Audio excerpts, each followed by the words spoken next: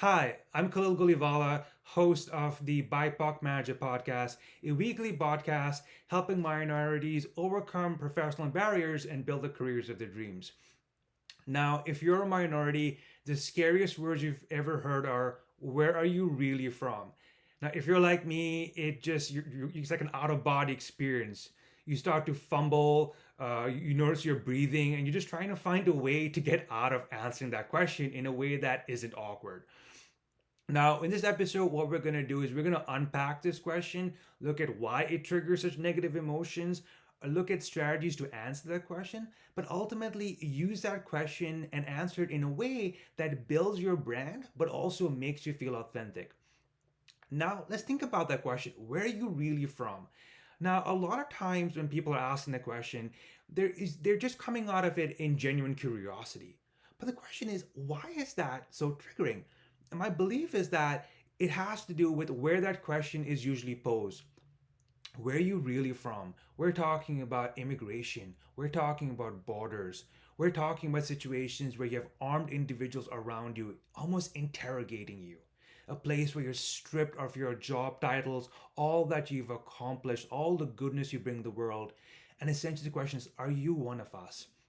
So, my belief is that when someone answers this question, it's triggering all these notions of being the other, of being a foreigner, which, as a minority living and working and building a career in a new environment, you want to be us. You want to be as part of that hug and the community you're in. Now, let's think about ways to answer it.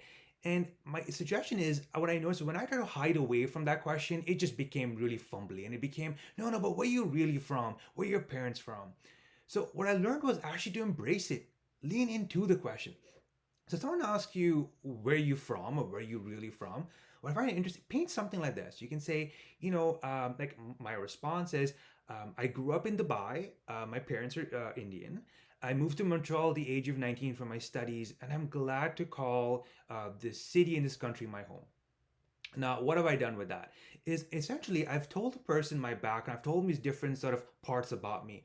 And what you'll notice is if you're talking to someone, sometimes they'll have very surprising responses. Like I remember meeting someone and he started talking about his Bangladeshi father, or someone talking about the Jamaican grandmother or Iranian ancestry, stuff that I would have never have guessed.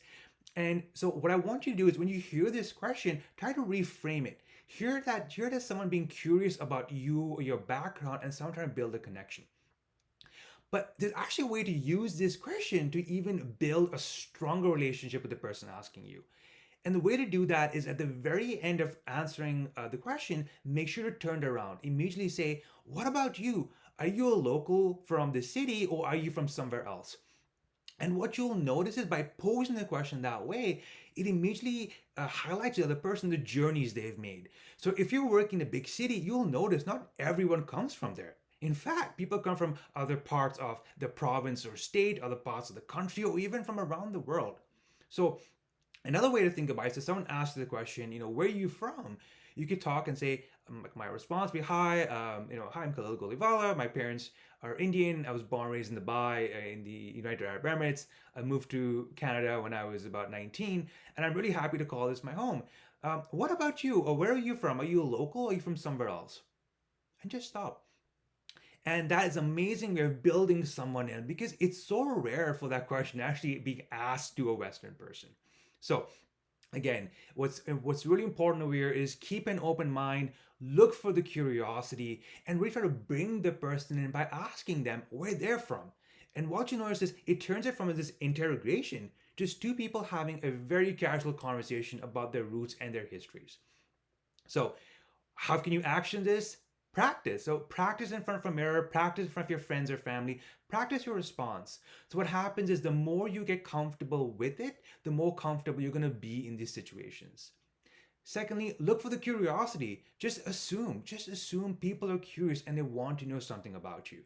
Now, will they be trying to make a connection? Can they drop the ball sometimes? Yeah, I mean, I keep getting conversations about butter chicken, but at a certain point, I saw it as, hey, if you want to talk about butter chicken, maybe the person you should be asking is someone with Indian background. So yeah, maybe they want to talk about butter chicken or food, and just find it funny, find the humor in it.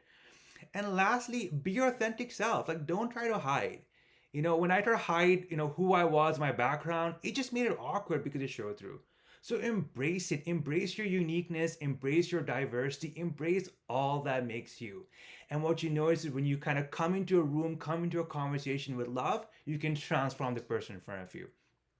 I'm Khalil Guliwala, the host of the BIPOC Manager Podcast, a weekly podcast helping minorities overcome professional barriers and build the careers of their dreams. If you like this episode, please subscribe, like, or comment. Thank you.